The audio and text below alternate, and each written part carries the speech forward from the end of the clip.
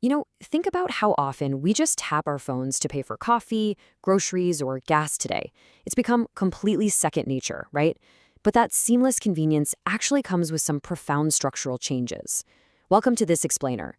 Today we're breaking down a genuinely fascinating academic paper by Michael R. Williams titled Architectures of Refusal. We're going to explore the emergence of a unified digital finance landscape and the historical inevitability of a parallel opt-out economy.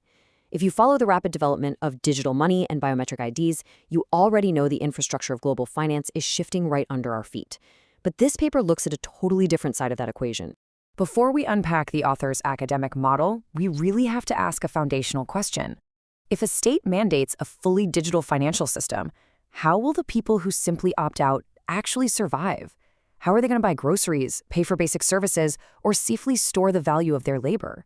It's a massive logistical question that's honestly largely missing from current policy literature, but one that history tells us we absolutely must ask. To understand the author's blueprint, we'll quickly follow this roadmap. We'll look at the new financial architecture, define the resistant remnant, dive into some lessons from history, unpack the ROPE-FEIS framework, and finally, see what a two-tiered future actually looks like. Okay, Section 1, the new financial architecture.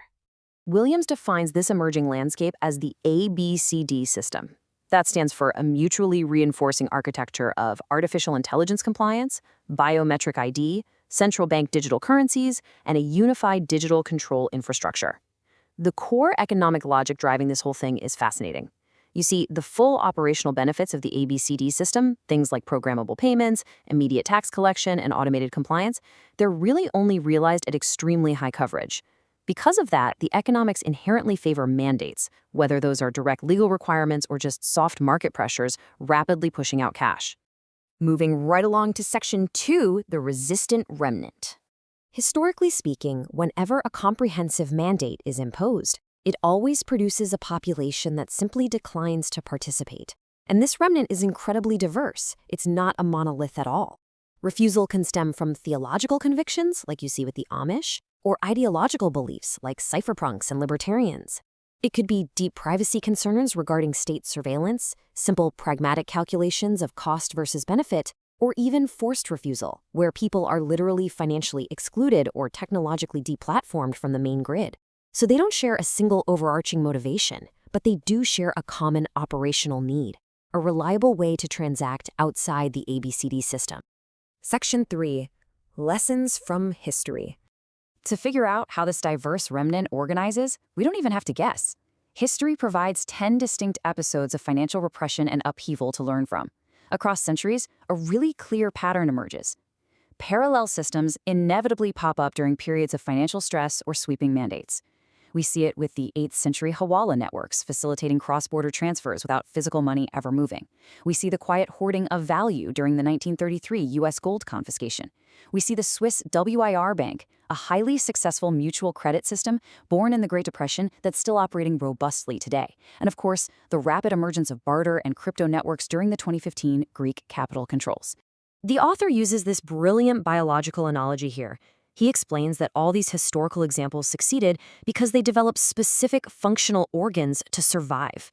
Just like a living body needs a heart and lungs, a parallel economy needs a medium of value, a trust anchoring mechanism, a credit clearing function, and dispute resolution.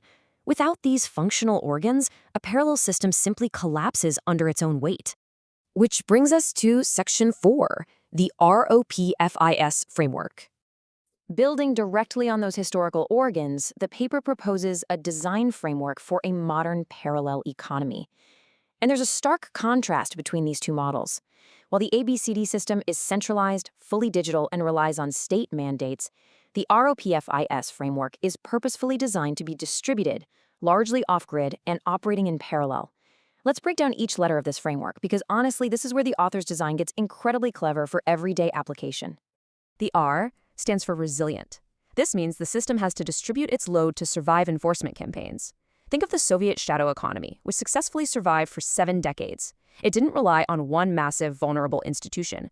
Instead, it used plausible deniability, embedding itself within everyday, seemingly normal activities. So disrupting the parallel economy would require essentially disrupting the formal economy itself. Next up is O for open source. This ensures that the design templates and operational rules are publicly available. This is absolutely vital because it allows decentralized adoption by any coherent community, whether that's a rural town or an urban neighborhood, without relying on a vulnerable central authority. Much like the rules of the historical Hawala networks are widely known, the framework is public, even if the local network's participant list remains entirely private. P is for parallel. Now, this is a critical distinction. The ROPE-FEIS framework doesn't attempt to overthrow or completely replace the ABCD system. It actively operates alongside it. It serves specific transactional needs for the remnant, while maintaining a carefully managed, narrow interface with the formal economy for things like large capital expenditures or specific necessary interactions. Now, the crucial point here is E for electronic lists. In a digital control infrastructure, the supporting systems, the internet backbone, electricity grids, biometric scanning devices, they're all heavily monitored within the administrative perimeter. To avoid surveillance and sudden infrastructure withdrawal, the core operations of this parallel economy must be able to function without electricity or the internet. Cryptography is incredibly powerful, sure, but if the grid goes down, the local system has to survive on paper, physical ledgers, and physical trust. Moving on, the first F stands for financial. The system can't just be some theoretical ideology. It has to facilitate actual economic functions. It needs to handle everyday payments for groceries, settle neighborly debts, clear mutual credit, and pool funds at the community scale. Basically, it has to act as a highly functional financial vehicle for everyday life. The second E is for economic. This means the system must facilitate supply-demand matching. Potential transactional counterparties need to be able to discover one another and trade effectively.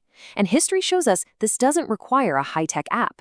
It can be done seamlessly through community bulletin boards, periodic physical markets, or customary norms, efficiently matching local resources with immediate local needs. I signifies interoperable. No single local network is going to produce everything its participants need to thrive. So while local nodes must be highly secure and somewhat closed to protect participants, they must simultaneously connect with other parallel arrangements. This is typically done through trusted intermediaries who handle the boundary transactions, allowing communities to securely trade across borders without ever exposing their internal ledgers. Finally, S is for system. This emphasizes that these 8 components aren't just a menu of isolated practices you can pick and choose from. They must be formally integrated into a coherent whole. If a local setup is electronic lists but not resilient, or open source but not interoperable, the framework is going to suffer predictable failure modes. It absolutely must operate as a complete, integrated system to survive. And that takes us to Section 5, a 2-tiered future. Let's see how all of this builds toward the author's ultimate projection of a steady-state economic equilibrium. The paper outlines this really fascinating 4-phase transition that we're supposedly navigating right now. We start in a pre-mandate phase, where the architecture is built. We then move through a rollout phase, relying heavily on soft mandates and market pressure to adopt digital systems. Next comes mandate intensification, where direct legal restrictions on cash and non-compliant transactions sharply increase. But finally, we land in a steady-state coexistence. The state pushes as far as it can, the remnant solidifies its parallel structures, and the 2 disparate systems eventually learn to exist side by side. Based on historical models, the author estimates this equilibrium will eventually settle with roughly 65 to 70% of the population fully integrated into the ABCD system. Meanwhile, a highly robust 25 to 30% will operate predominantly within the remnant's parallel ROPE-FEIS arrangements, and you'll have a small transitional percentage naturally floating in between the 2 systems depending on their daily needs. To put that into perspective, that's a massive chunk of the population operating totally in parallel. This explainer concludes with a deeply provocative thought from the paper. A bifurcated economic order, a 2-tier system, isn't a glitch, it's not a temporary rebellion or a failure of policy. It is a historical inevitability. It happens every single time a comprehensive mandate is imposed. The question for all of us now isn't how to stop it, but rather, as this new financial architecture continues to roll out, how will you choose to navigate the boundaries between these 2 worlds?